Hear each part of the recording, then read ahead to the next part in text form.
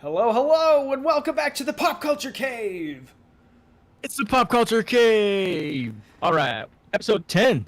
Yeah. Man, Alright, I do apologize we for any of the issues we were having. I think we've solved some of it, but there might be a bit of an audio stutter, so I do apologize in advance for that. Let us know how it yes, sounds. we try our best over here, guys. We try our Absolutely. best. Absolutely. And I think we've got it. Anyway, Tyler, how have you been? Welcome back. It's so nice to be back on the show. Yeah. We just been going through thesis bumps. We're gonna call them the thesis bumps, I like that. because yeah, you know, there's just been a lot of location issues. So I've had to talk to places. A lot of places were like, "Oh, due to COVID, we can't let you Yes. shoot here." I'm like, "Oh, okay." And then I wanted to shoot at my school, and then our building is within Roosevelt University because we just moved there like right after the pandemic. We moved buildings. Yeah. So Roosevelt still has to get used to us being there and filming on campus, and during COVID, that's just they just make it very impossible, and they haven't learned that, but they need to allow us to shoot. So That's stressful. complicated. Yes, definitely stressful for sure. Being that they charge you for classes and that kind of thing, you'd assume that they would be prepared for that kind of thing. Yeah, you would hope so. Yeah. So okay. So how is it going? Is this something you're going to be able to get past? Is this going to be an ongoing issue, or do you think that this is just just a slight slowdown here? So there was Rockford University that's out here. We were talking to them, but we're still waiting for the go ahead. We were supposed to shoot Monday and Tuesday, but that's probably not going to happen. So luckily, I was able to talk to my teacher, and he's allowing us to push back the shoot. Now, we do run into a little bit of another problem where my my lead actors, one of them grips on like shows in Chicago, and so I guess he's now going to be a grip on a feature film until the 14th of July. And then my other two actors are in a play until the 15th of July. Ooh. So the shooting has to be pushed back until after that period, and my film has to be done September 10th. So Ooh. that doesn't give us a lot of time to do it. So I have to like rework my script. I do have another location in mind. Yeah. One of my friends kind of lives up in Beloit, and he owns this like mechanic shop. So I'm gonna talk to him. Originally, my main character was a janitor and was working at Ooh. like this government facility, but now we're gonna have to change it Yeah. to where mechanic, and then he'll just get attacked by the alien at the mechanic shop or whatever. So things are gonna have to change, but luckily with that location, I think we're gonna be able to do whatever we want there. There's not gonna be any restrictions, Yeah. and we can kind of go there whenever we want. So I That's think it'll all probably work out. Yeah, that sounds like it's interesting because obviously, as someone who's going to be working in film and that kind of thing, you're kind of being put into a very interesting position here where it's like, yeah, no, you wanted to do this and we were trying to get ready, we're going to do all our filming, and then yeah, they just absolutely throw your plans and toss them around. And suddenly you're getting some very serious real world experience of it's like, okay, how do we salvage this? How do we move forward? How do we proceed? What can I do to alleviate the situation? And I don't know, I'm telling you right now, you should put that on your resume. You know what I mean? It's like if this comes Oh out and you yeah. can still do it, you put it on the resume and be like, hey, I can think on my feet.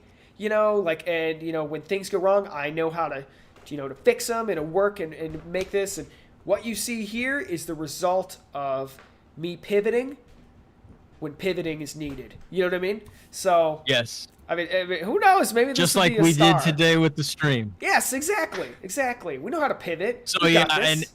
and yeah, that's a skill. That's an invaluable skill that everybody needs to learn at some point. Obviously, in different aspects, but film it always can.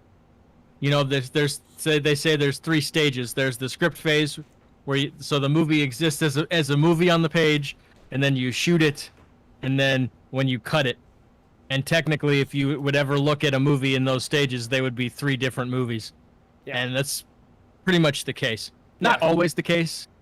I would assume, like, if you're making a Marvel movie, they're pretty solid, and like they have enough money and enough resources to whatever they put on the page they can put on the screen. Yes. But not us independent people. We have to roll with the punches, as they say, Yeah. and figure it out. But luckily, yeah, and I've been trying to. Another thing that I forgot too is my cinematographer who's going to shoot the movie. I knew this, but this left my brain while we were talking.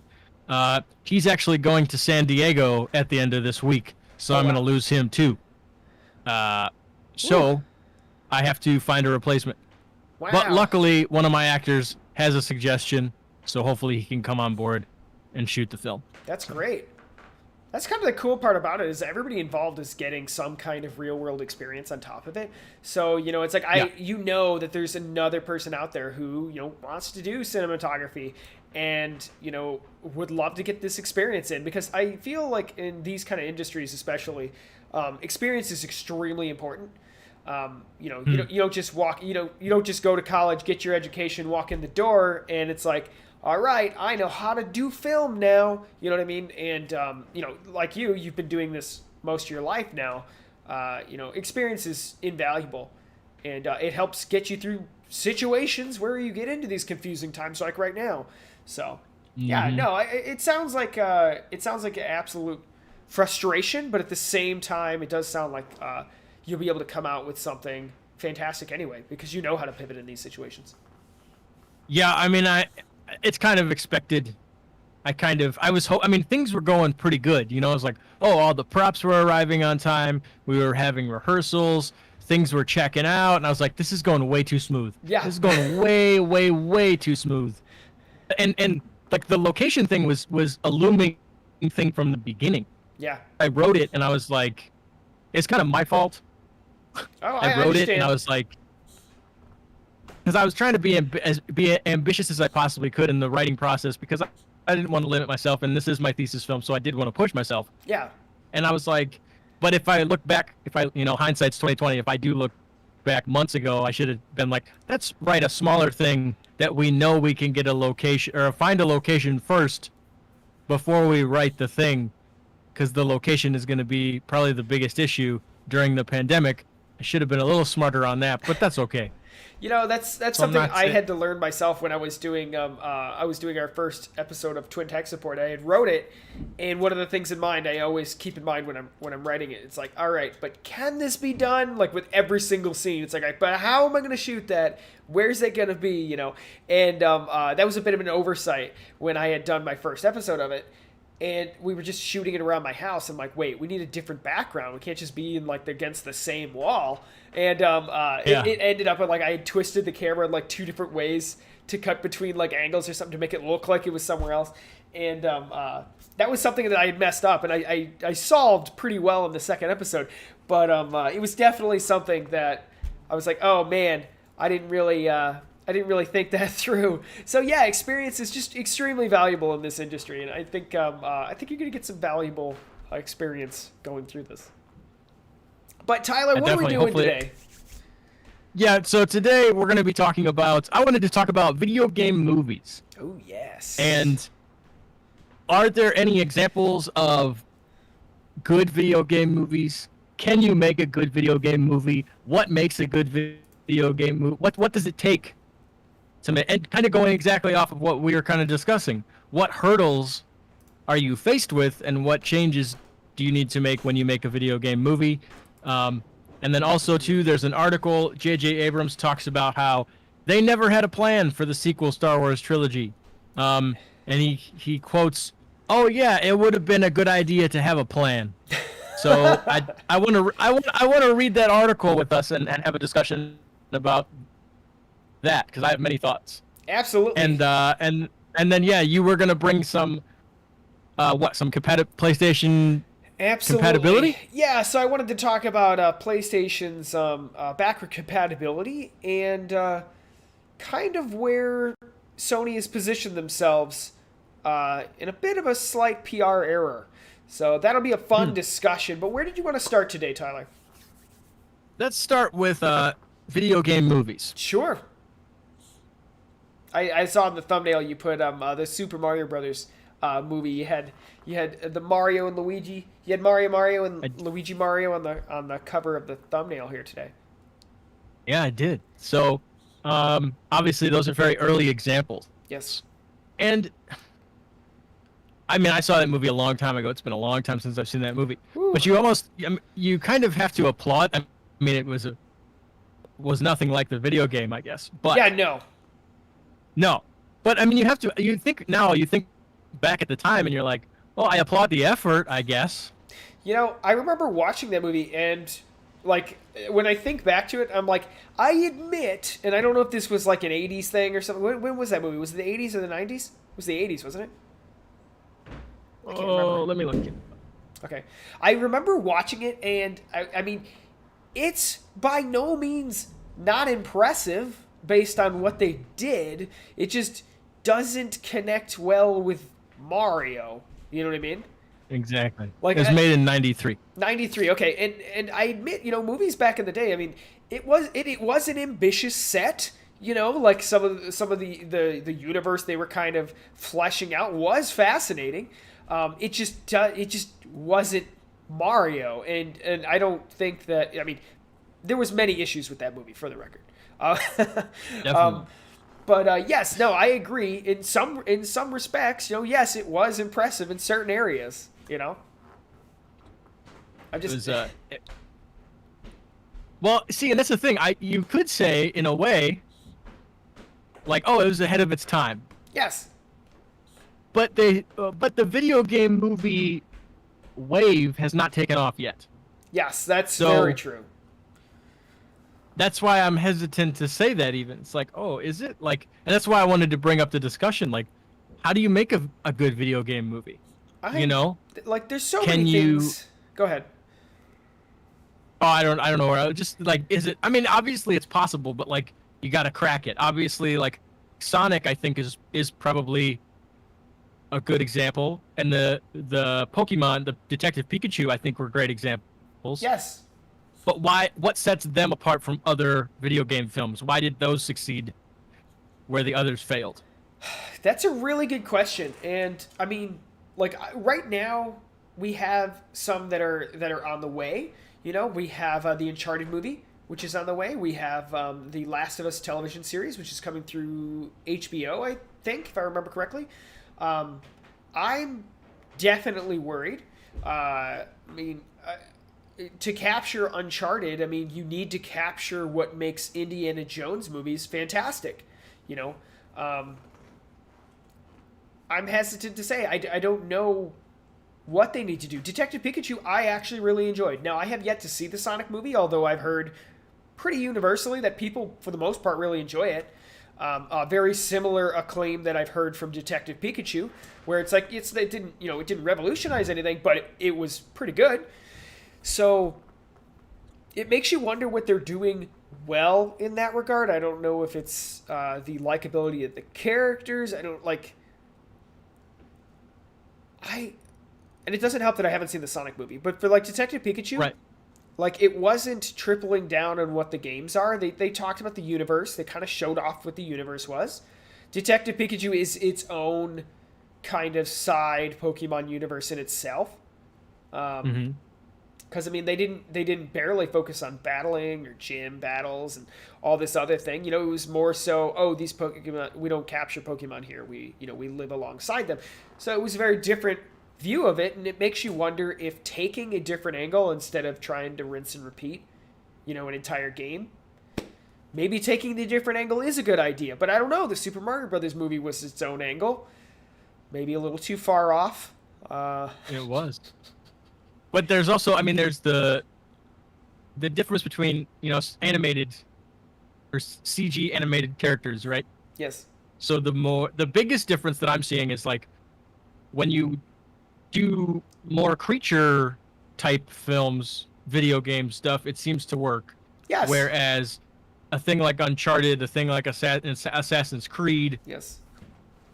when you start to deal with even Resident Evil, for example, when Yes. you start to look at human characters, is it just because we judge it harder, or like I just wonder like why we've never been able to get that right. I don't know. That's And a not to knock any of the movies, you may like Assassin's Creed, you may like uh, okay. Well, Resident Evil, maybe you're but on to something very specific here. Okay, so for example, um, perhaps it has a lot to do with character, and when it comes to humanoid video games, okay, or not even humanoid, human video games, like Uncharted, for example, Last of Us, or Resident Evil, you're being these things are being compared with other, the movie mediums in general. We're used to seeing humans in movies. I mean, that's very normal. Okay. Mhm. When it comes to these video game characters like Sonic and Pikachu, for example, it's like you're building a personality out of these things that is allowed to be different. Uh, and then when like going back to, it's like, okay, you have human based movies and that kind of thing. It's like, well, see, the reason the game is fun is because of the gameplay. And it's hard to emulate gameplay if you're doing a movie, because movies inherently are something you watch, not something you play. So right. you're kind of sitting there in a different way of, well, how do we convey this? And I guess some of these characters, such as Pikachu and Sonic, it's like, well, they have a different avenue that you can go down. You can take the likable characteristics of who this character is and kind of explore that on the screen, because it's not a human, they have a different Hmm. personality, and you really only have personality to go on. You don't just have behaviors, you have only personality to work with when it comes to other human characters. And it's like, well, what are you going to do? You're going to copy and paste their personality straight out of the game? Or what are we writing? Or is that basically you're just going to recreate whoever the actor was in the game and just emulate their performance? Yeah. So I don't know. I think they get a little bit of an easier pass, and it does make me wonder, especially with Mario, because like we have the upcoming Illumination Mario movie, okay, and I'm really worried about that because I don't know about you, but Mario doesn't have much of a personality, or his major like character movements and that kind of thing are jumping happily, breaking bricks, stomping on Goombas, but we can't show that on screen. So, I mean, like, I don't know how much personality there is to work with. So you actually bring up another good point, which is when it comes to these video game movies, these studios are looking at just the IP. It's no longer, oh, that's a good story, so let's figure out how to make this into a movie. Yes. It's, well, that's a popular IP. Let's retrofit a movie around this IP. And I Yes. think Mario's the perfect example of that, where it's like, we need an animated kids Mario movie. Let's fit that around Mario. I'm really worried on how this is going to. Not to mention, Mario doesn't talk. Okay, so like I'm a bit weird. Like he says vague phrases for the most part, but I mean it kind of comes off as like for example, okay, it would kind of like being like you have a movie, okay, and there's this other person. It reminds me of kind of like Jackie Chan in Rush Hour, okay, where like as his actor, okay, he doesn't he kind of doesn't really speak English, but he understands it or whatever, and he might say a few phrases throughout the movie. And at this point, we're kind of looking at Mario. He's going to be kind of like he doesn't talk. He just kind of utters phrases, and it's like, okay, how are we gonna are we gonna get Mario's voice actor to come out and do like a full movie script, or is he just gonna throw out random phrases and be a silent protagonist? I don't know. Exactly. So I'm really, really worried about this. Why don't we go ahead and look at chat and see if they have some ideas surrounding video game movies Yes. here? Yeah, let's check it out. Andrew says, I can't really think of any video game or any video game movies. One highlight I would say is Karihiyuki Tagawa's, sorry, I apologize for butchering that, portrayal of Shang Tsung, sorry, in the Mortal Kombat movie. Would you say that was a shining performance, perhaps, Tyler? I've never seen that. Okay. And I didn't know which Mortal Kombat movie there was, to be honest. Let me keep going here. Uh, Save your pity for the weak and your soul is mine. A classic quotes from him. And Or I'm sorry, which one? Sorry, was it the old one or the new one? I'm not sure. Shang Tsung from Mortal Kombat movie. He said the Mortal Kombat movie from 1995. That was the first one Ooh, that's been a while. or the second one? I think I haven't seen people the second one. enjoyed. I think people enjoyed one of the Mortal Kombat movies. I'm not sure which one it is. I have never seen any of them. Alicia said, "Is Detective Pikachu considered a video game movie since it was a cartoon first?" Well, Detective Pikachu was actually a game first. So it's a game for the 3DS, and then they adapted that into the movie. So in theory, that being said, yes, Pokemon has been its own anime for a very long time prior to that, as well as game. But Detective Pikachu actually had a game on the 3DS, which I believe followed the story pretty similarly. I think there was a particular difference. Like, for example, the game had an ending. Or, I'm sorry, the movie had an ending versus the game kind of didn't, if I remember correctly. Or it was very hinted at that there would be a sequel, and I don't know if that's going to happen. But I'm not sure. Alicia also said, how about Resident Evil? Is that considered video game turned movie? I've not played or seen it. Yes, I would say it's considered one. Legend said, and Illumination is known for not making very good movies. I'm already worried. So thank you, Legend, for stoking the flames. I thought The Grinch was all right. I have not seen it. That's actually one that I was going to watch. That's the one with Benedict Cumberbatch in it, I think. Yeah. The animated one. I thought that movie was cool. I heard it was pretty good. I'm still absolutely terrified of them doing a Mario movie. Okay, Andrew says that Mario Kart 95 was the first Mortal Kombat movie. I do believe that there was a past Mortal Kombat movie that was somewhat enjoyable, and we do have a few examples in history at this point, with Detective Pikachu being mildly successful, as well as the Sonic movie. We're getting a new Sonic movie, which is coming out, early next year? Question mark? I think. Next year, yeah. Next year? Sometime. So next summer? And I know that was pretty successful.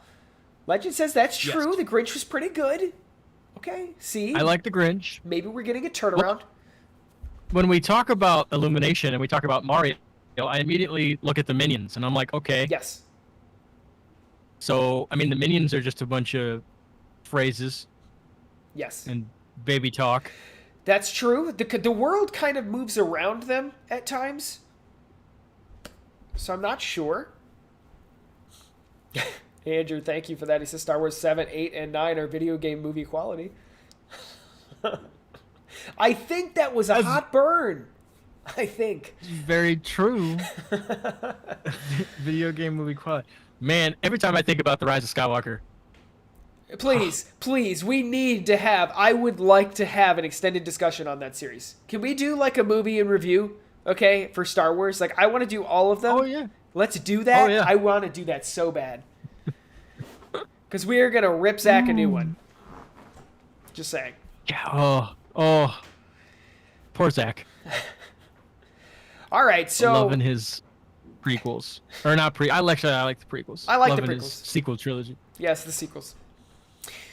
Anyway, I mean, I don't know. I have my hopes. Like I said, we've got a few down the pipeline at this point with the Mario Illumination movie. We have the Uncharted movie, which apparently is moving well, question mark. As well as the Last of Us TV show, which I think I heard was going to be vaguely based on the game itself. So, I don't know. Like, I feel like basing it on likable characters helps a lot. I don't know if we're going to see that with Tom Holland's Nathan Drake for Uncharted. I'm really worried about Tom Holland doing it. I just don't. I was going to ask you about that because I've never played Uncharted, so does Tom fit that? Can Tom? No, I don't see. I admit I've only seen Tom Holland in the Spider-Man movies at this point, in the Avengers movies that he cameoed in, and I absolutely love Tom Holland in those. I really do. He's fantastic. I love him as Spider-Man, but like as a charismatic adventurer guy, I don't really see it. Like, you have to have like this bubbling sense of confidence, even though you're messing up and that kind of thing. Like it is very Indiana Jones style, and I absolutely love it. And I mean, I just don't see Tom Holland in a serious position. If it was like young Nathan Drake, I'd be like, yes. Like, where does he get that confidence? That's what I thought the angle was. That's what I thought they were doing when they cast him. I was like, oh, okay. Like, which they I obviously think would be won great. a franchise. They obviously are planning like more movies, so they're starting him young. Okay. Yeah, and as far as I know, that's totally not the case. And I'm right. really worried about that because no, I don't see Tom Holland pulling that role at all. Like, I just. Nick had it well. He said something along the lines where Tom Holland had said something about him trying to capture the, I don't know, like stoic seriousness of Nathan Drake, and it's like Nathan Drake is not like stoic and seriousness at all. He's kind of free-willed and free-spirited, like just like. I was gonna say a little overconfident, cocky. Like I just don't see that in Tom Holland at all. Not that he can't. Maybe he'll pull it off. Right, but unless I guess if you just look at the game covers, then yeah, he looks pretty serious in those. Yes, exactly. So like if that's your only reference, but also too, so like, I can't with that example in mind, you can't fault him. Yes, because that's so true. It could go all the way up the chain of command. I mean, this film could have been written by people who didn't understand the video game. It could have a director who doesn't understand, and the director is telling him to act like the video game cover, Yes. And here's the character. You're a serious action hero. According Did to we the cover play the art. video game? No. No one on the production has played the video, or no one above the line has played the video game. Which is like the producer, the director. Yes. So anybody that's not crew. It got high reviews. It looks good based on the two trailers I've seen of the game. Let's do it. Oh, and we have Tom Holland signed for Spider-Man, so let's just drag him into that too.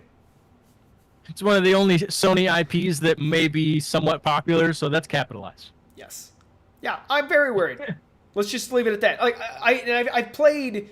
I played Uncharted 1, I played Uncharted 2, I'm halfway through Uncharted 3, I need to finish Uncharted 4, or I need to play Uncharted 4.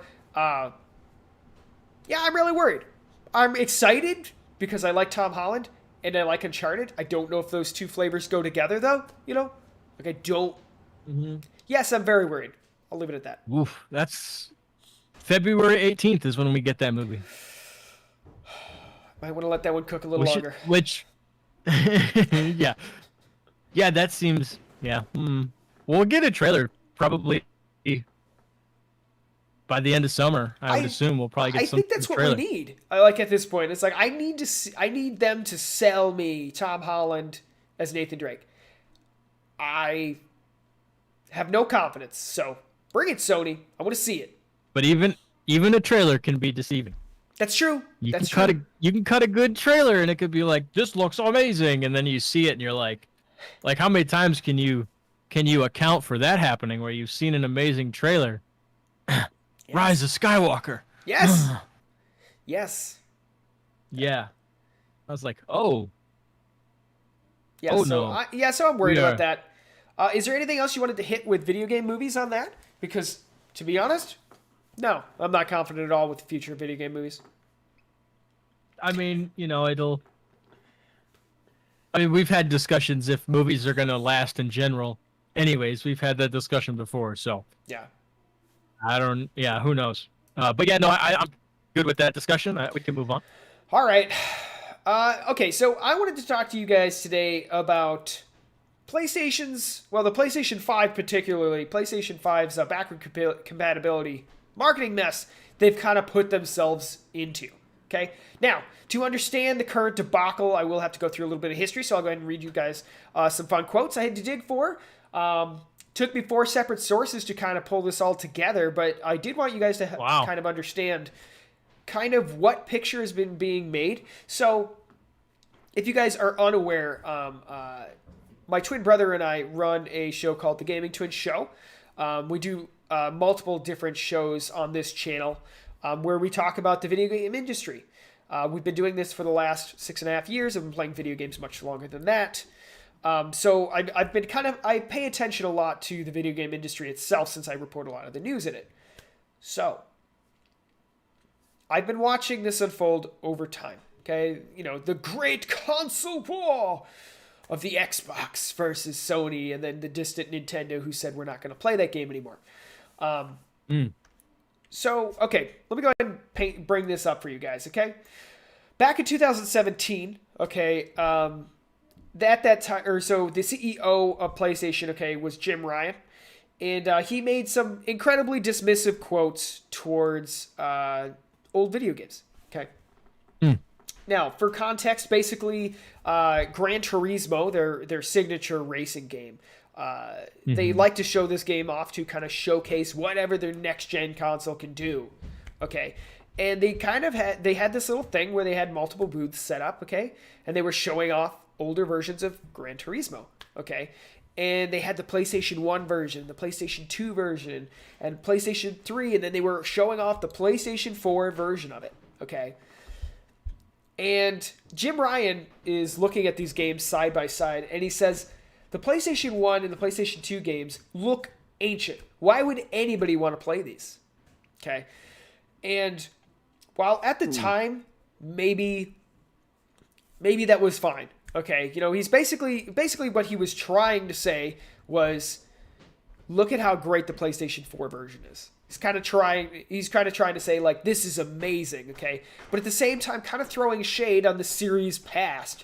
It's like what was on the PlayStation 1 and the PlayStation 2. It's like, this was huge when they had first released. Okay. Yeah. So we have the CEO of PlayStation, kind of throwing shade on one of their most popular series, first party series, by the way. This isn't like third party. This is their own studio making these games. Anyway, it comes off, okay, as if they don't care about their past and that kind of thing. And we've been kind of seeing that as we see the evolution of Microsoft kind of showing off. It's like, hey, check out backward compatibility for Xbox 360 on Xbox One. Oh, the Series X is going to be able to play backward compatibility with Xbox One and the Xbox 360. Oh, and we recently added the original Xbox games as well. Okay? And you definitely get the sense that they care. In addition to that, with the Series X, they released, they're basically performance boosts for backward compatible games. Hey, we're going to boost this old game at 30 FPS up to 60. It's like, oh, that's really cool. You didn't have to do that. It's not like you're going to make any money. We already own the game, Yeah. On top of that, they said, oh, hey, you remember that game on the Xbox 360 and the Xbox One that ran at 60 FPS? Let's boost it to 120 because we can. It's like, oh, that's really cool. Thank you. Anyway. That's kind of like, I guess I equate that to remastering movies in 4K. Yes. And of course, remastering in 4K, at least, they make money reselling the DVD or the Blu-ray. It's like, oh, cool. Yeah. I'm so, like, when I saw a 4K collection of Star Wars, it's like, yes. Okay, like, I'm excited for that. Anyway, so I'll keep going, okay? That was 2017. Okay, since then we've seen Xbox make mighty strides in pushing backward compatibility, and that's been something the PlayStation audience, including myself, okay, has been asking for. It's like, yeah, I'd like to be able to play my old games on here. I've got PlayStation 1 games. I got PlayStation 2 games. My wife, huge PlayStation 2 gamer. It's like, I would love to be able to pop that into my PlayStation 4. We're starting to see some kind of... Weren't you able to... Okay, so you were able to play PlayStation 1 games on the PS2, yes? Yes, correct. And then I owned... I'm trying to think. I owned the first generation PS3, the huge grill looking thing. Yes, that's a special one. That was able to play PlayStation 2 games, right? Correct. So, okay, I do remember that. Now, here's kind of what was happening, okay? The original PlayStation 2 was able to play PlayStation 1 games, and it was like, hey, that's really cool. Awesome sauce. PlayStation 3 comes out. Well, they made the PlayStation 3 so poorly. It was so poorly coded, or so specifically coded, that backward compatibility was essentially impossible, okay? So they said, okay, but it would be a good idea to get PlayStation 2 backward compatibility in here. So your honking huge PlayStation 3 that you had a second circuit board in there, okay? A second motherboard, which was essentially a PlayStation 2 that allowed you to play PlayStation 2 games. Then they redesigned it because it was so expensive. Remember, they were $100 more expensive, I believe, than the 360 at the time. Or was it worse than that? I think it was even worse. It was very, very expensive. Anyway, to reduce the cost, they said... very expensive. To reduce the cost, they said, let's take out the extra PlayStation 2 board. Okay? So they took it out. And backward compatibility with PlayStation 2, gone. Unless you had the OG unit like you did. Moving into PlayStation 4, straight up, well, like I said, PlayStation 3 was coded so specifically you couldn't do backward compatibility. So they were like, no, it's only going to be PlayStation 4 games. That's it. Nintendo Prime just dropped a super chat in the comments. Yo, Nintendo Prime. Thank you, Nintendo Prime.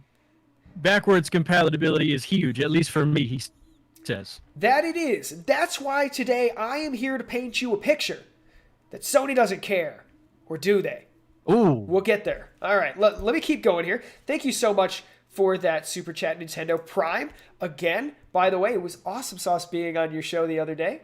I got to do some predictions for Microsoft's pre-show, and I think I did pretty well with my predictions. I kind of said it was going to be Game Pass, you know, and they definitely showed up with the Game Pass. I was very excited. Didn't get that Master Chief in Smash, though. Very sad face. Hopefully later. All right, let me keep going here. Jim Ryan. Okay. So, Jim Ryan, he's making some more quotes, okay? He comes out and he has recently said, hey, we don't hate old games. Sorry, my original quote was a bit dismissive and not really... I didn't really make a elegant point there. Oops. But let's keep moving forward. This is in May of 2020. Basically, I think when they revealed the PlayStation 5 or just prior. Or I think they had just revealed the PlayStation 5. I'm not sure. Let me keep going here. Now, they continued with a different sentiment. Okay, they were talking about, he talked about how, it's like, why would anybody want to play this old thing?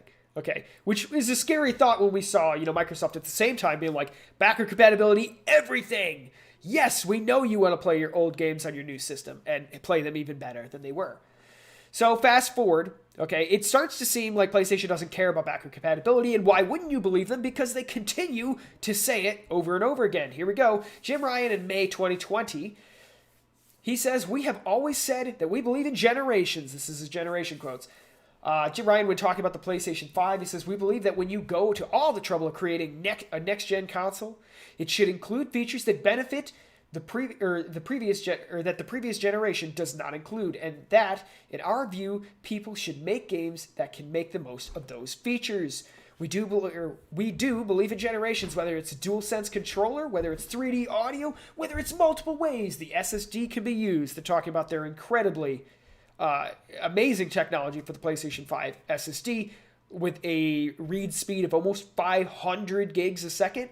It blasts past pretty much most modern PC tech at this point, and that's where we see next-gen PC tech going. But right now, Sony's the only one delivering in that space, so it's amazing, to be honest. I'm not going to deny that. He says, and we're thinking it's time to give the PlayStation community something new, something different that can only be enjoyed on PlayStation 5. Okay, so really great marketing speech as to why you should pick up a PlayStation 5. It's too bad we can't pick one up. Exactly. So let me keep going here. Maybe you... Go ahead. Yeah.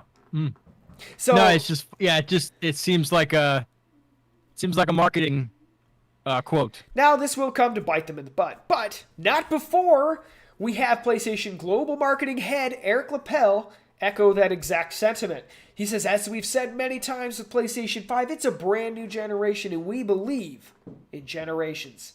We want to evolve, we want to evolve every part of that experience, and this was said while talking about Ratchet & Clank, one of the only next-gen games that truly utilizes this insane SSD technology. You could really push forward to the future of video games. So, as I was saying, they kept echoing this sentiment that, it really seems like they didn't care about backward compatibility. It should be said, PlayStation 5 can play PlayStation 4 games backward compatible. And it wasn't really their signature thing for advertising, which was interesting because their marketing kept saying, We don't care about backward compatibility. Well, Microsoft was sitting there saying, yes, everything. But at the same time, we see PlayStation 4 games that are backward compatible. Okay, so where the heck are you going here, Chuck? So, recently, okay, based on all these quotes we've been hearing, okay, a lot of people heard these quotes and they said, number one, they don't care about backward compatibility. And number two, this means PlayStation 5 games are going to be for PlayStation 5. Okay? So, big worry here, moving forward. We have games such as the next God of War. God of War ran okay on PlayStation 4. Okay? I think it ran well on PlayStation 4 Pro. It ran okay on PlayStation 4. And people were kind of hoping it was going to be PlayStation 5 native. It apparently seems that's probably not going to be true. In an interview with PlayStation Blog, their own media covering outlet, they did an interview with Herman Hulst. Okay, Herman Hulst is the head of Sony Worldwide Studios. And they asked him, they said, how does PlayStation 4 factor into PlayStation Studios' development vision? Is it still focused internally on or for the future of game development? Herman Hulst, in response to that, said it is very much, he's talking about the PlayStation 4, you can't build a community of over 110 million PlayStation 4 owners and then just walk away from that, right? I think it'd be bad news for PlayStation 4 fans and frankly, not very good business. He says where it makes sense to develop titles for both PlayStation 4 and PlayStation 5, for example, Horizon Forbidden West, the next God of War, Gran Turismo 7, the same one he took a dump on earlier. Or not him, the other guy. Jim Ryan took a dump on earlier. He said, we'll look into that. And if PlayStation 4 owners want to play that game, they can. If they go on to play on the PlayStation 5 version, that game will be there for them. That being said, he said it's also very important, to kind of defending their past statements, it's also very important to have showpieces for the PlayStation 5, hence the development of Returnal and Ratchet & Clank for the PlayStation 5. Whew.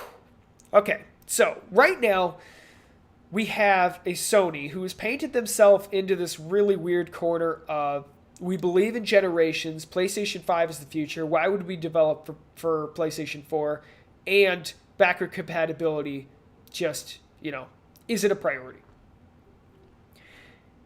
And at the same time, we have Xbox on the other side they took a really weird approach where they said backward compatibility seems to be first, that and Game Pass. And they said all of our exclusives for the first 2 years will be coming to both Xbox One and Xbox Series X. Now with the pandemic raging onward and hopefully us approaching the end of it, at the same time, the inability to even purchase a Series X or a PlayStation 5, you have Sony sitting here in the goofiest position of all time, now having to pivot hard. Yeah. God of War, okay, the sequel to God of War is highly anticipated. Now we have fans who believed the sentiment that we believe in generations, now hearing that God of War is coming to PlayStation 4, now understands after arguing with Xbox fans and that kind of thing about how the PlayStation 5 versions of these games will be next gen, and the Series X version will be held back by the Xbox One. And now we have the new God of War, head of Worldwide Studios, basically them confirming, oh, that's coming to PlayStation 4, and I mean, we have 110 million users. It doesn't make very good business sense not to develop for PlayStation 4. So, I think it's been a really interesting run of watching the marketing teams between Xbox and PlayStation on this, because PlayStation they were put into a weird position of, we're making PlayStation 5. Xbox is like, hey, don't even buy a Series X, man. Just buy an Xbox One. And when you want to upgrade to 4K gaming, come pick up a Series X. The weirdest marketing approach we've ever seen to a console generational jump. And now we're sitting here, it's like, oh, the 2 years are, we're running over the 2 years here. And it's like, oh, now it's time to start getting Series X exclusives like they said. And at the same time, PlayStation is now having to pivot based on their old words. I feel it's been a really weird watch in general to watch this marketing, to see the traditional marketing scheme you would see out of a next-gen console. and watching Yeah. Sony be so interestingly unprepared marketing wise. I don't know. It just makes you wonder if Xbox is like, does Xbox really know what the future is? I mean, is Game Pass and an umbrella, the Xbox network, forget the next gen console? Is that really the way to go?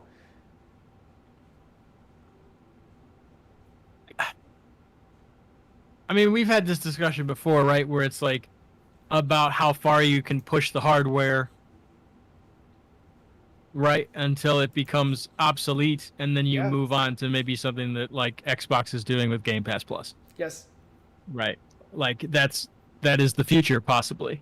Yes. And are there any rumors that like PlayStation is going to head that direction too, or no? So, interestingly enough, a while ago, I can't remember the name of the company, and that's unfortunate because I've heard it. I'll recognize it if somebody were to say it out loud.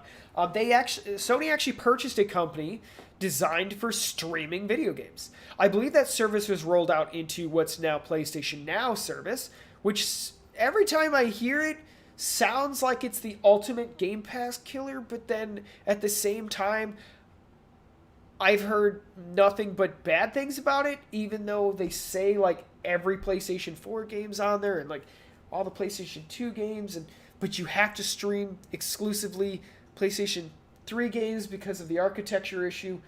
I'm not really sure what's going on with it. They just don't have a good handle on it. And Microsoft is in this position where they own the Azure, cloud service. I mean, they built it. And Right. they're in a position where at this point Sony would need to partner with Amazon, Google, or Microsoft themselves to pull off cloud gaming the way that Microsoft could do it. And it seems like it's weird because I feel like the marketing push for the in the most bizarre way, when you look at the way that Xbox has marketed, Game Pass and all these other things, the Xbox Network, it seems like they're actually more future thinking than Sony's, which was, hey, the future is the next gen console. Xbox is sitting here thinking beyond consoles, which sounds like it's even more advanced than what Sony was doing. And then we see the just complete confusion of, it's like, initially, you'd think Xbox was behind. They're like, just don't buy a Series X. Just get Game Pass.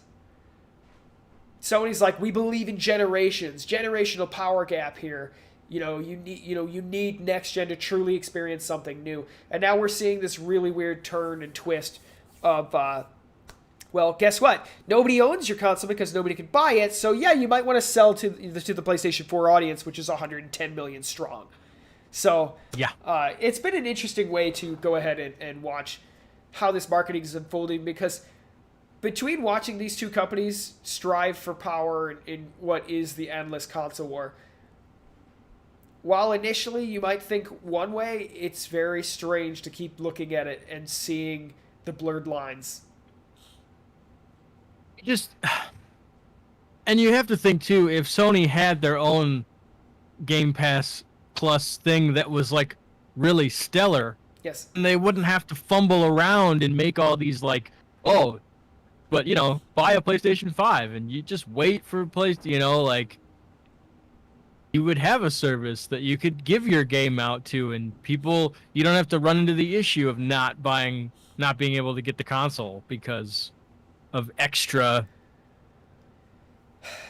I'm trying to think of the word, but extra things happening that you're not under control, so people can't get your console.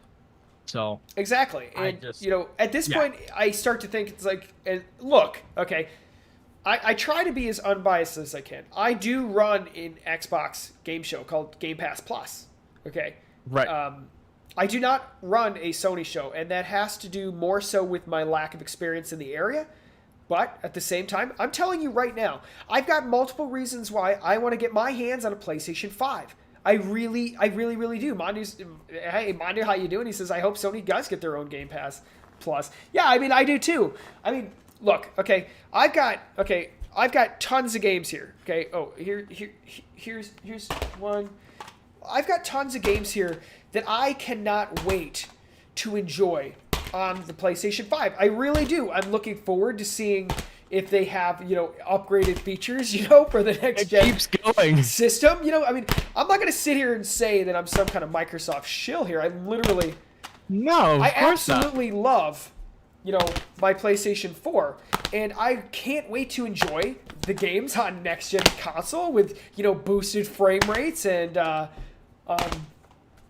boosted resolution and all these fun features that come alongside with all these. Like I'm excited to do those things. I can't forget. Ooh. I'm trying to be as unbiased as I possibly can here, okay? And I do. Exactly. I want Sony to succeed here, okay? And I cannot wait to put these games into my PlayStation 5 great. when I can finally get my hands on it. My dude says, shout out to the blue screen. I know the one day I could have brought up an Xbox game and it not get keyed out. I'm having the blue cases instead. So Great. But I mean, Great. I'm rooting for Sony to succeed here, and to see them concede the "we believe in generations" thing and start releasing some of their games. Like we already know Horizon Forbidden West, the sequel to Horizon Zero Dawn, and now huge God of War sequel is also going to be on PlayStation 4. I see it as a positive directional move.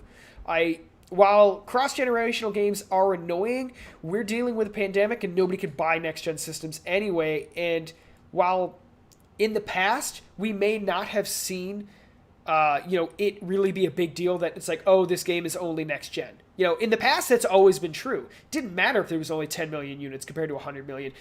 It was next-gen because they wanted them to move on to the next system. They've already sold too many of these things. They need to get the next one, and they want to make money with the new system. That's their future, after all. But between the pandemic, okay, we got to make good business moves. And it seems pretty obvious when you hit 110 million units, you might want to milk that a little bit longer. Which is why maybe the Xbox approach of waiting the first 2 years of next-gen exclusives, just don't buy next-gen systems, just buy an Xbox One, according to Microsoft and Phil Spencer himself. Maybe that was the best approach during the pandemic, to continue pushing software, to continue pushing the Game Pass thing. I want to see Sony succeed. I'm waiting for it. It's like, come on. Well, and another thing that I thought of during this conversation is, doesn't it take a few years for the softwares in these systems to be fully to their most potential, right? Absolutely. Yeah. When Rise Son of Rome, I did a review for this game. When Rise Son of Rome launched on the Xbox One, I think it was a close to day one release, I think. Or no, it was February of the next year, I think. Anyway, Rise Son of Rome releases. One of the best looking games running, I believe, on the Crytek engine, I think. And that game, it couldn't run up to optimal optimization on the Xbox One when it launched. It launched at 900p, not 1080, which was really bizarre.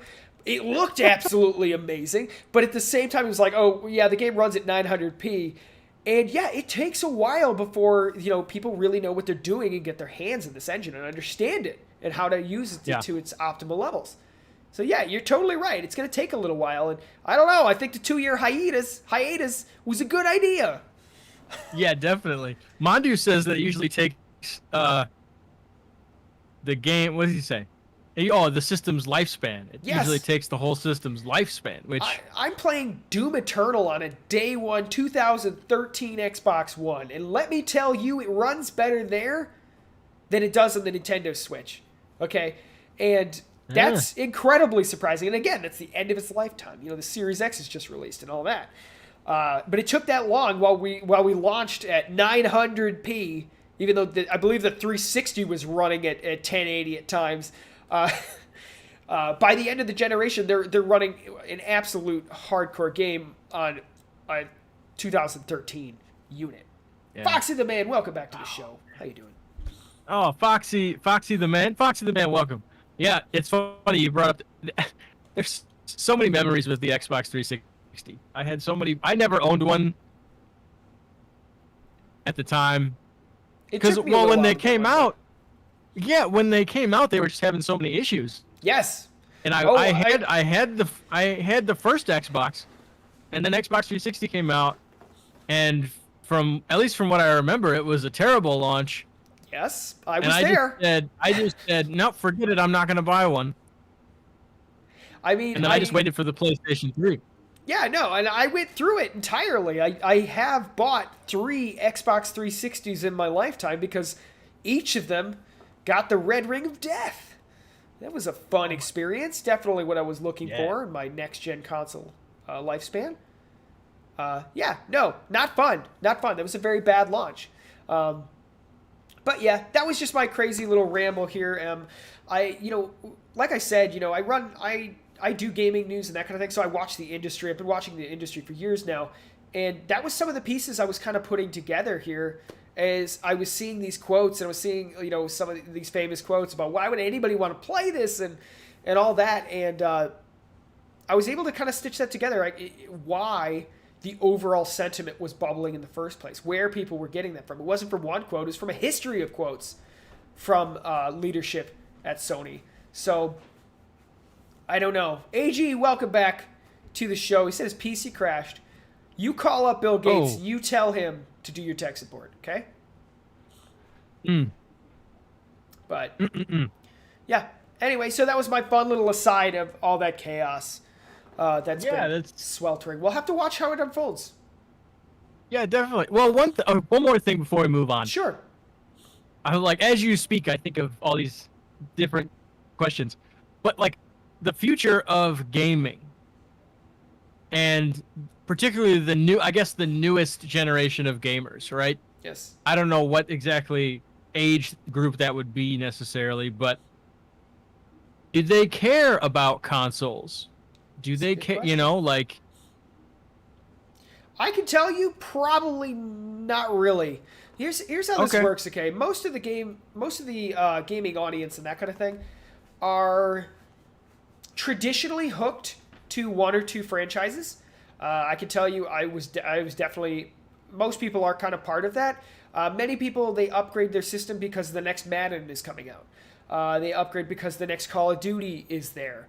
They upgrade because, or they just buy a certain game console because that's where their friends play Fortnite, which you don't pay anything for. You just pay for cosmetics, and you would not believe the amount of money people pay on that. But I mean, when it comes down to it, okay, like with the Xbox One versus the PlayStation 4, only recently did Microsoft, you genius, finally figure out, hey, maybe don't charge $60 a year for online service to play Fortnite, because people will just go buy a PlayStation 4 with Sony instead because you don't have to pay for online to play Fortnite. What an absolute amateur mistake. But at the same time, that's what determines what people buy. It's what do their friends have. And most people have a PlayStation 4. So that's what most people buy when they really are only going to play Madden and Fortnite with their friends. That's it. Right. Or buy the latest Call of Duty. And so you brought up, I mean, Fortnite probably a little bit more so than Madden, but I mean, it's been a while since I've played a Madden game, probably like maybe 4 years or so. Yeah.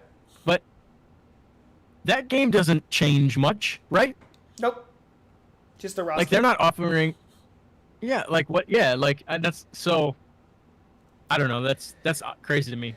It's certainly its own experience when it comes to sports games. Like I am as divorced from sports as most people could possibly be. So like I'm not really the right person to comment on it, but what I do know is that when you're part of a community like that, those subtle updates are important. And I can speak to that from a Call of Duty perspective. For example, it's like, oh, the audience has moved on to the newest Call of Duty, and everybody is talking about the new one, and I'm still playing yesteryears. So, that's a huge driving force. But when it comes to sports, even more so, if you like sports, it's like, oh, but this player's been traded over to this team. And that's why this team is great this year. But the game is totally backwards, and it still has old players in different places, and it no longer looks like the current sports scene. So I kind of understand why they do make those changes. FIFA, absolutely huge. Thank you, Monty, for that. But, I mean, that's kind of what drives console purchases. It really is usually a particular few games. When it comes to Nintendo, on the other hand, it's like, oh, a lot of it is nostalgia and connection to their extremely valuable IPs.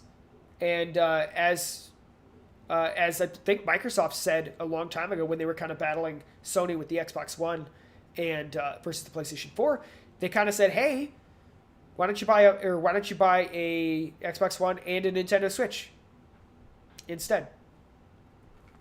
Or what's that? No, never mind. Anyway, so I don't know. It's been interesting to watch. I mean, we have a rapid approach from Microsoft to move into streaming games to different things. I personally have played multiple games streamed right to my phone through xCloud. There can be a little bit of latency, but it's not that bad depending on the game you play. No, I wouldn't play a competitive online shooter. No, that's a terrible idea. But can I play a single player experience, adventure game? Yes, absolutely, totally playable. So I don't know. We might see the future unfold right before us, and I think we're rapidly getting there. So I'm excited to see what it is. I'm privileged enough to be in a position where I can experience that. I do own a Series X. I have not got my hands on a PlayStation 5, and like I said, you guys have already seen. I cannot wait to get my hands on my PlayStation 5. But as of right now, I'm stuck with my PlayStation 4. So we'll just see. Have to wait. We just have to wait and see. Same thing with the movie industry. Just wait and see how it all unfolds. But speaking of movie industry, speaking of streaming and everything, why don't we talk about Loki episode 2? Absolutely. Okay, so I do have my spoiler talk. Woo woo. Yes. Okay, so I'll pop that on screen. Let's go ahead and initially, at the very least, no spoilers right now. At least initial reactions to episode 2. No spoilers, but what did you think about episode 2, especially compared to episode 1? Episode 1. So episode 1, I know you and Nick reviewed episode 1 last week, and I wasn't able to share my thoughts on episode 1. Yes. I thought episode 1 was okay. It was a lot of let's catch everyone up to the, basically it was the structure of the I know Nick was all about it, but the structure of that episode kind of sucked because, at least for me, because I was like, oh, we're wasting an entire episode on let's catch the main character up on his life. Yes. And a lot of it, if you're from the audience perspective, it's everyone knows what happened. Yes. I would have much preferred maybe not do it off screen. I don't know. Maybe a goofy trailer to kind of go through that. But I agree. Yeah. They were kind of building the universe, but they had to set the stage prior. And the first episode really does feel all right, we're just setting the stage. Hey, main character, we need to catch you up on some things that the audience already knows, but character on screen doesn't know yet. Anyway, so yes, the first episode does kind of come off as we're just going to set the stage and good luck. But that's the problem that I with Marvel that I'm having moving forward now, and I'm so now that the multiverse is a thing, is this a thing that's going to happen every 2 movies or 3 movies, where we have a whole new group comes in and then we have to catch everyone up on what happened the past 2 years of movies? Or I'm worried about that. I don't want to keep doing this. I agree. And I'm really hoping, okay, so kind of vaguely, again, no spoilers here, with the second episode, I really felt like it was all pushed aside after that, which was really nice because it was all right, we are moving. And I think, for example, WandaVision, again, not dropping any spoilers here, but WandaVision's first episode does not sit there and explain to you the universe and everything that's happening at all. It's kind of kind of slowly fed to you through a series, as most TV shows are. This one, on the other hand, because the first episode was so heavy on the catch-up, we were really able to move in the second episode. And I gotta admit, I kind of loved the second episode a lot. Oh, yeah, no, I definitely thought this was way better than the first one. Obviously, I shared my thoughts on the first episode. Yes. We were able to have, again, I think Tom Hiddleston and Owen Wilson's chemistry is awesome. Yes. Yeah, Like, what a weird surprise. For starters, I didn't watch any of the trailers, so I had no idea that Owen Wilson was in this. Had no clue. I was absolute shock when I saw him there. I was like, wait, are we serious? I was like, all right, we'll see how this goes. And I gotta admit, episode 2, I'm like, yes, I love this. yeah, Never expected to see this.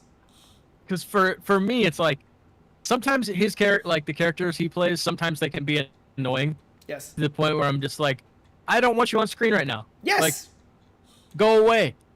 My But luckily, that's not the case here. Yes, no, not at all. I really, really enjoying his performance in here. Tom's already great. Like I said in the last episode of Pop Culture Cave, big fan of Tom's, I guess. I don't know what's going on. It's Tom Holland's and the Tom Hiddleston and all that. But yeah, overall, I'm really, really enjoying it. We want to go ahead. Go ahead. Oh yeah, no, I'm excited for. They set some stuff up for episode 3 that. Whew, the ending. Very cool. Boy, before we get into spoiler that talk ending, here. Woo-hoo, that yes. ending was fun. Yeah, that yes, ending. It was. That ending was definitely. All right, why don't we go ahead and go into spoiler talk? I'm going to put up the image up here, okay? So quick question prior to this, before I do the spoiler thing. Tyler, do we have any other topics after this? I was gonna bring up the J.J. Abrams interview, but we don't have to necessarily. Okay. Let's see where we go with this. I'm gonna go ahead and put the spoiler talk thing on, and we can go ahead and discuss Loki episode 2. Okay. For sure. Yeah, because I do see we're at 12:30 now. So yeah, we don't have to necessarily do the J.J. thing if we don't have. Okay. All right, guys. I'm gonna go ahead and put up spoiler talk. All right. Anyway, it's up there. Okay. Nope. No yep. way. Yep. Anyway, sayonara to anybody who does not want the spoiler talk for episode 2 of Loki, but this is definitely something we should discuss. Episode 2 of Loki, like I said, we really got to start moving here.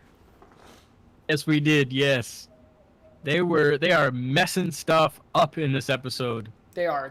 And you bring up a good point. I'm glad that we got right into it. Yes. And I love the detective procedural style that this show has. I think it's awesome. I was like, oh yeah. So. Yeah, it's definitely not what I expected, and I gotta admit, with WandaVision and how WandaVision turned out and all that, like it kind of starts as like a sitcom looking thing kind of going on, and me being from outside of anything prior to Marvel movies universe, I have no idea what's going to happen, or even what I'm looking at. So, I mean, it was fascinating to watch. Now, at the same time, I'm sitting here with, Loki, and it's like, okay, this is a really different, weird approach I did not even come close to expecting to see.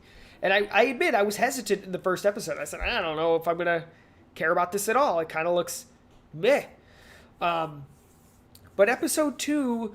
I mean, we start to get into some other things. Again, spoiler talk thing is on the screen, so we are getting into spoilers here.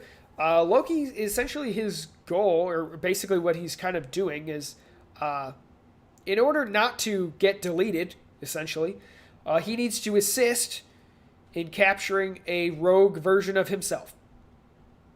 Which is awesome. Which is already a really cool concept. Especially for Loki, the god of mischief. Yeah. It's funny. The episode actually starts off in Oshkosh, Wisconsin. Yes. Which my friend is from there, so I was like, whoa! So I texted them. I let them know. Yeah, I was like, whoa, that's interesting. So I thought that was cool. But I mean, yeah, I think the what they set up. And like the Loki schemes, Loki's always scheming. So they show the time. What are they called? The timekeepers. Is that what they call them? The 3 people. Yeah. Yeah, those are the timekeepers. Those 3. Yeah. For some reason, I just feel like are all 3 of them Loki? Like, are we gonna get to the end of the series? That's and he's going to come face to face. That's exactly Yeah. what like Nick was saying, and he was like, "Those are just three Lokis, aren't they?" And I'm kind of starting to feel like all of us kind of know that already, and I'm not sure how they're gonna keep moving with that, just because it seems like it's so obvious. Um, and I mean, it kind of makes sense. So I mean, I don't know. It's it's weird to watch, and I mean, admittedly, so in the second episode here, we see a lot of this questioning. They even showed it in the recap. For the recap for episode 1, where they showed Loki questioning. It's like, we're just gonna trust these random 3 time lizards, to guide everything, and you don't have any Yep. thought for yourself at all. Your only purpose is to assist them in controlling time. Like, what? You're just gonna sit there and enjoy that?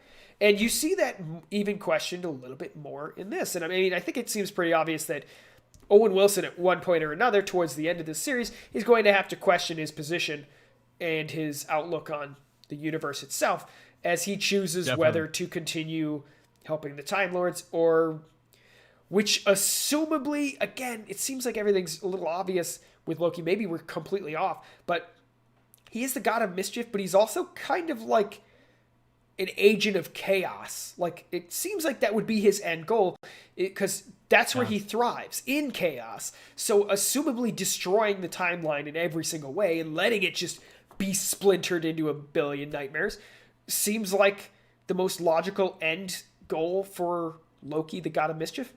Question mark? Yeah.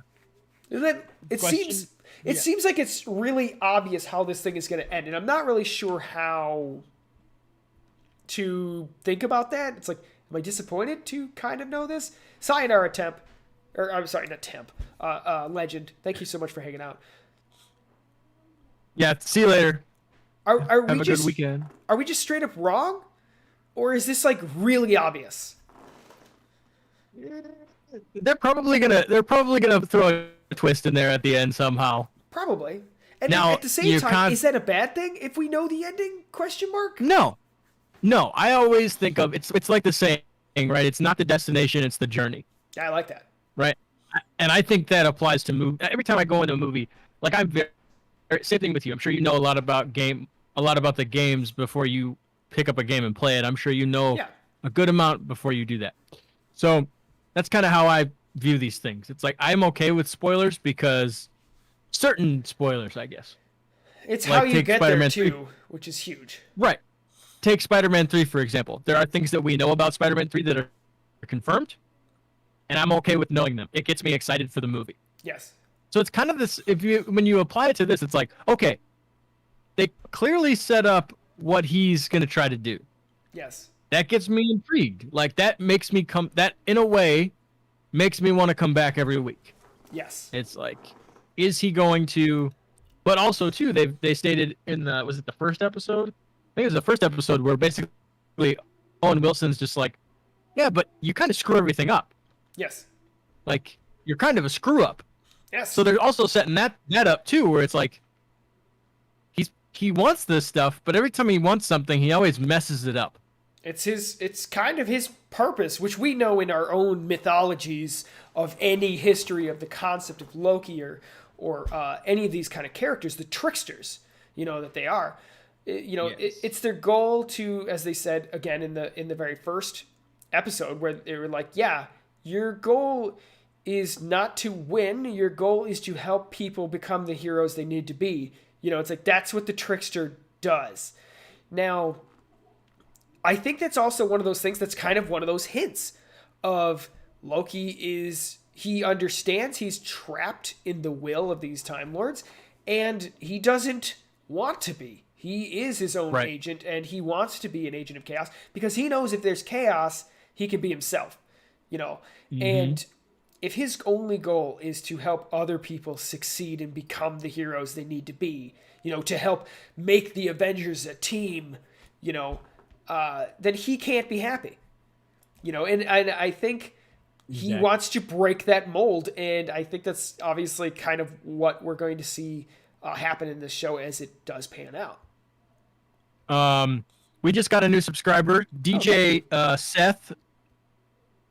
What is that? DJ Seth.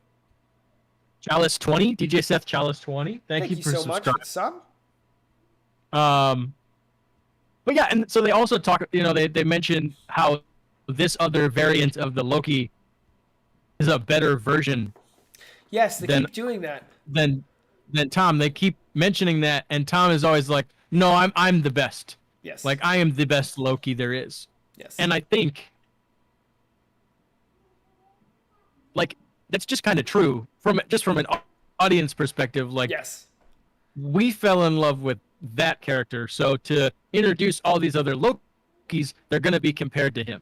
Yes. And so I think at the end of the series, at the end of the day, wherever it goes, wherever his character goes in the MCU, he's gonna have to like be the top Loki and take out all these other Lokis. He's gonna have to be successful in that Yeah. because I think audience members, there are such massive Loki fans and such massive Tom Hiddleston fans that Yes. if another Loki comes in and bests him, Yes. that's not gonna sit well with people. No, it won't. That would upset people and that would get people talking and that would create buzz around your show, I guess, if that happens. I mean, could you imagine if at the end of this That would series, be. You can't. Tom do that, is right? out and That would be bizarre.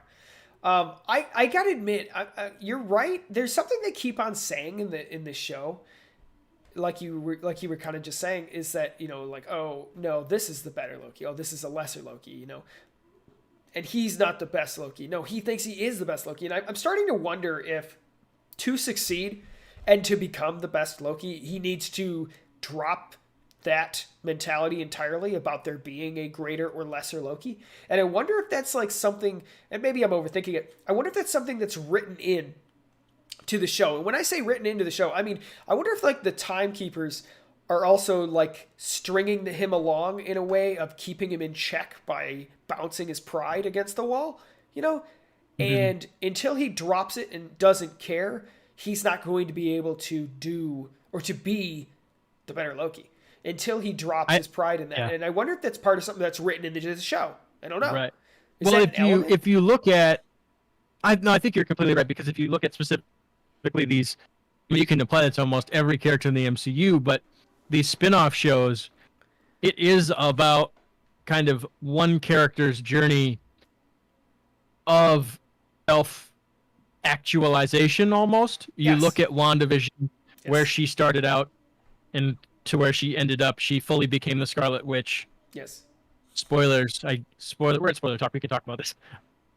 She fully becomes the Scarlet Witch by the end of that. Yes. Falcon and the Winter Soldier.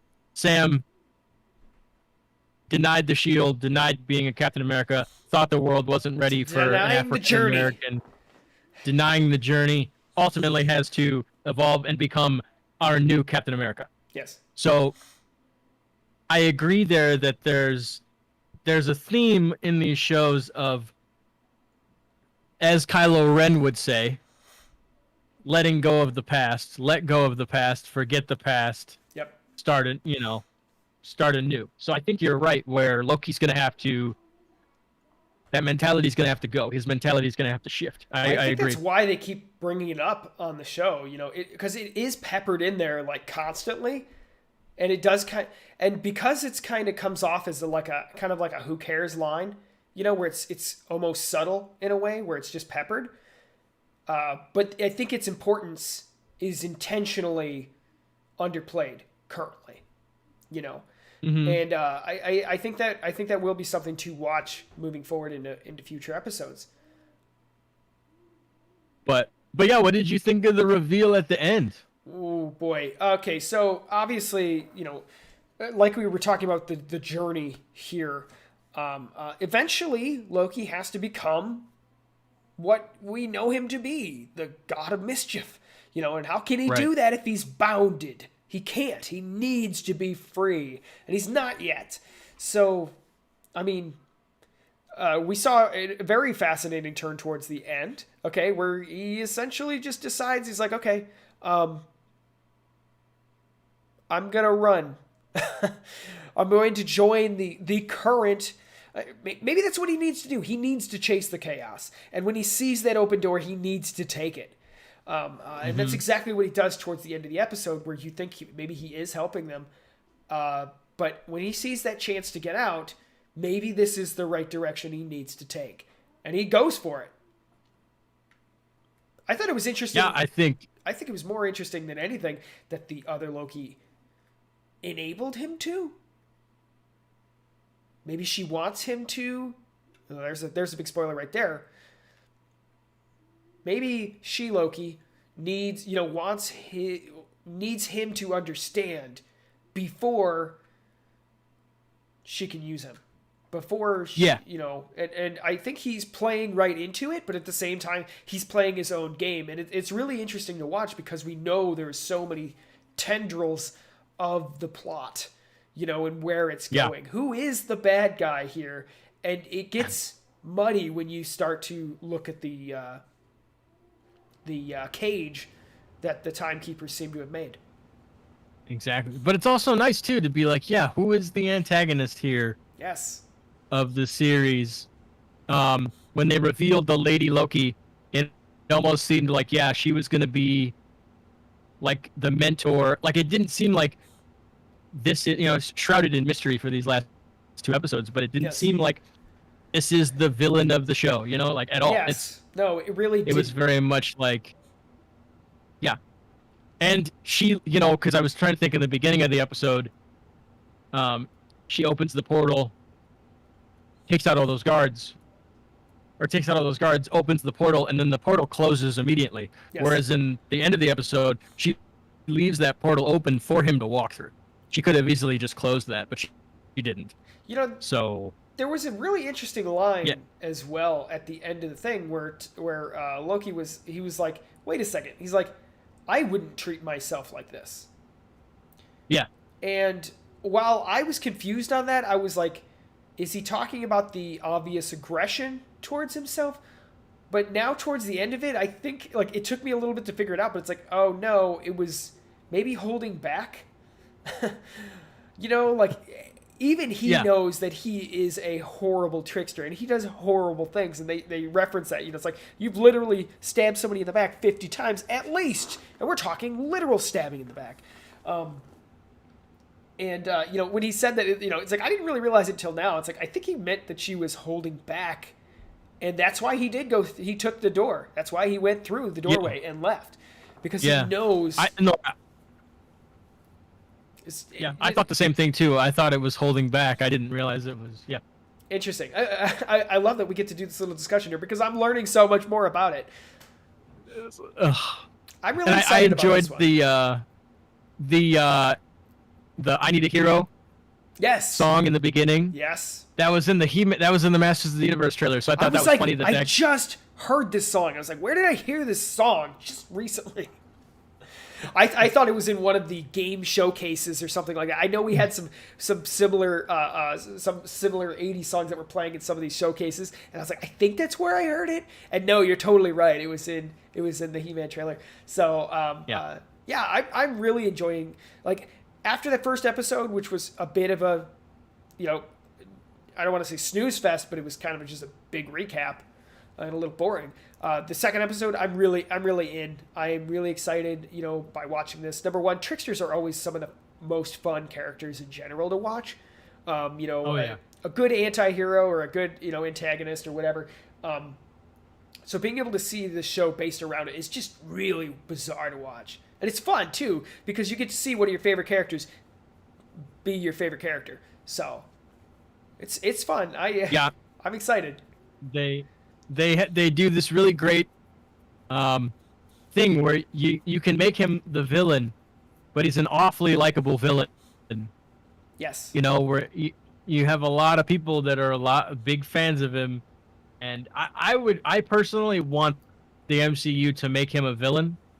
I want him to be a big villain moving forward, especially with all the time splitting and the multiverse. Telling you, man, I think he's just going to be a puppet master after this. I don't know if we're going to see him again. Or maybe that's what he wants, to be able to freely move between time and dimensions and just mess with everything. Literally limitless potential. So yeah, it's fascinating. I don't know if we're ever going to see him as a villain after this, or if he's going to disappear after this entirely. He has a greater purpose. He's gone. He is now that invisible agent of chaos, which is, strings along the universe of time and when disasters occur for whatever mischievous purpose he may be choosing them to occur. You're right. He could he might elevate. He could take a break. He could leave. Obviously, actors' contracts, you have to take that into account. These are real people with real lives, so they can't be. That is another discussion we could have potentially. Is like actors sign on to do a Marvel movie, and while it's great for your career, it's also like becomes your entire professional life at that point. It's your career, but it's also your commitment. Yeah, and so maybe Tom just does want a break, and this is a way to kind of send the character off at least for a while, Yeah.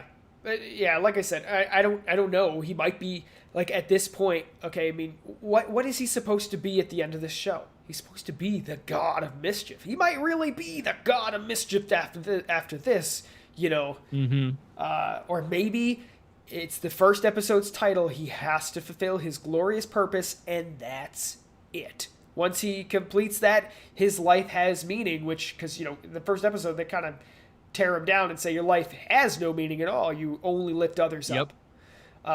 So very interesting to see where this goes. But I mean, like, it seems like we can typically predict the endings of these things. He needs to become himself. So interesting. Yeah. I don't know. I do hope that we continue to see him after this, but it is possible he just replaces the Time Lords, and at that point he's puppet master, and I don't know if we ever see him again. Yeah, I don't know. I didn't even think about that. Yeah. But you do bring up that point where he becomes chaos. This could be the end. Yeah. This could be the end. This could be the end. But I think that's all for the Loki talk. Absolutely. All right, I'll go ahead and take off the spoiler tag talk. For sure. And I think it's almost 1:00, so yeah. I think we've gone for a good amount of time today on the show. Absolutely. It was really fun. We had our little tech issue, with the intro, but we pivoted. It's our word of the day today. And we got to do it anyway. So I'm happy we were able to pull it off. We got to do our 10th episode of the Pop Culture Cave. Thank you guys all so much for joining us today. It's been awesome sauce.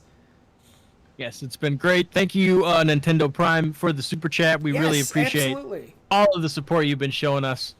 I know they wanted to get you guys on, or they wanted to get you on a podcast again, right? Or someday something? I would absolutely love that. I think it'd be an absolute blast. It was awesome to already be on the show and that. So, I'm really excited to work more in the future, do some more stuff. Yeah. But, thank you so much, Nintendo Prime, for the super chats today.